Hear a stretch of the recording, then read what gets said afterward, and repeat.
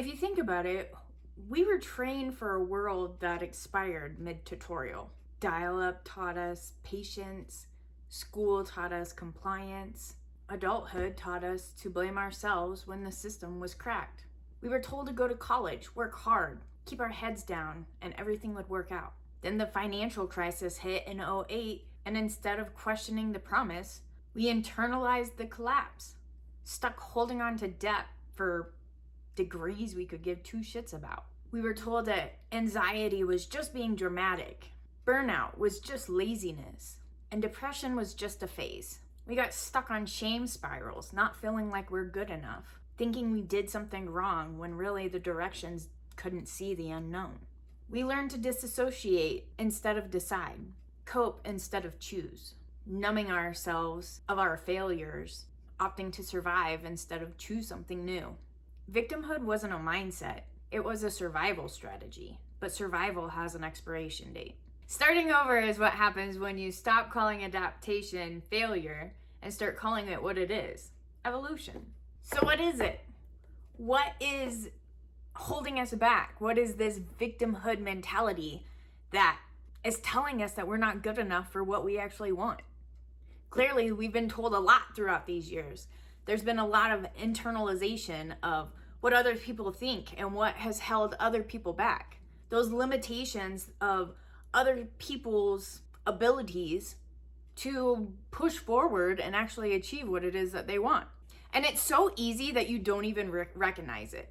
The excuses that come out of our mouth, maybe not even out of our mouth, but within our head, all kinds of different scenarios of what could go wrong and how this can't work and I'm just not good enough. I could never be who I want to be. It's the excuses that we've internalized, the excuses of others, the not so picture perfect view that we have of ourselves, of our circumstances, of our situation. We grasp hold of it because we're tired. We've adapted. We've dealt with all this shit in the past. So it almost seems a little pointless to keep moving forward, but we're not dead yet. The victimhood of holding ourselves back allows us to release the responsibility of what if we fail? We've been put the blame on for so long, just trying to figure out this new world that the old generations never had to deal with. And it's tiring. It's tiring pursuing something that you no longer give a shit about. It's tiring whenever you're stuck in an autopilot, the reoccurring same thing every day when you know that there's something more out there that you want to inspire to. Those excuses of, I'm too old for this, or I'm not young enough, which I feel like, at least if you're in my category, you're feeling like you're too old, that time is run out, heaven forbid. But really though, don't we have exceptions? Don't we have examples of others who have created something of themselves in their late 30s, 40s? Oprah, Morgan Freeman. I know that there's more than that, but just to name a few. And no, their circumstances weren't the most peachiest that could have created what they've gotten to now. And that's where we have to stop looking at the failures, stop looking at the stuff that was put onto us and projecting that onto other people. We've been put the blame on for so long. I remember being younger and working with a mentor, and she did not have anything kind to say about millennials. And at the time, I was like, well, I'm not really a millennial. I'm like a fresher Gen X. I always hung out with older people, so I have more of the Gen X personalities. But now, just accepting where I am, who I am, and what it is that I've went through, I have to say that I'm proud to be an American. I'm proud to be a millennial. Because from what I experienced, from being around more Gen Xers, from having older school mentors throughout growing up, while nobody is perfect and there's definitely things that need to be adjusted, I've been able to take that and put it into this new era, listening to these younger kids, even if I don't quite understand the 6, 7, but understanding the mentality of where these kids are coming from, because of people in our generation, because of the collaboration of all the generations together, from what we've shown, what we've learned and taught, even without even meaning to. These kids are understanding feelings are important, and whatever else they've decided to make these movements. Now, whether or not you fully believe in, fully support, is neither here nor there. The fact of the matter is that we are so adaptable that we're able to see, hopefully, that this phase that we've always been thrown into, told that that's how, just what it is just a stepping stone. There's always the possibility of too much of a good thing.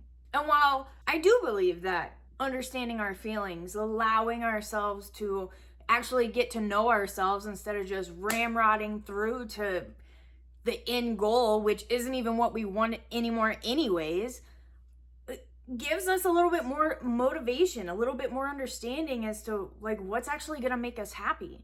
Holding on to one criteria is just a crutch. It's no different than drugs and alcohol, video games, shopping, deciding to read all the time, watching a shit ton of Netflix. Everything is a crutch. Everything is a numbness. And while, of course, we need to relax, of course, we are allowed to take some time off to rebuild up that oomph to get going, you can't just stick in one place and expect to get to where you want to be. You can't just hold on to your feelings and be stuck in that and never actually learn anything from it. Our victimhood has been internalizing everybody else around us. It's taking what we know, what we've learned from other people, and holding on to it like it's a passage in the great book of life. Unfortunately, we're all different. Unfortunately, we all have different paths. Unfortunately, we get to make the choice in what direction we want to go. There's always going to be something that's in the way. There's always going to be a reason, an excuse, some kind of limitation that comparing yourself to somebody else is going to make you feel inadequate. But all the professionals, all the people that have made it to where you want to be had to start somewhere.